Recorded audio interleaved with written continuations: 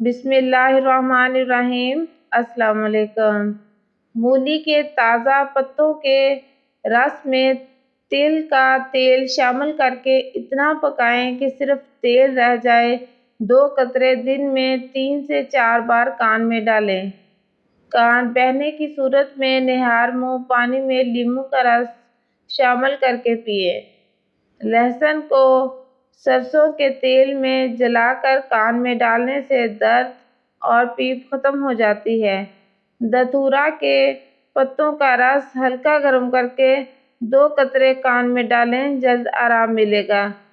پیاز کا رس ہلکا گرم کرکے کان میں ڈالیں۔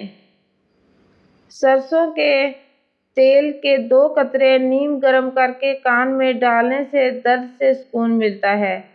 لہسن کے 3 جویں تل کے تیل میں ڈال کے اچھی طرح چھان لیں۔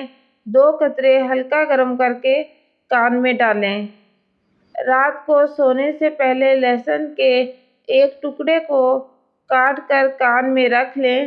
صبح جب آپ اٹھیں گے تو کان میں درد اور تکلیف مکمل دور ہو چکی ہوگی۔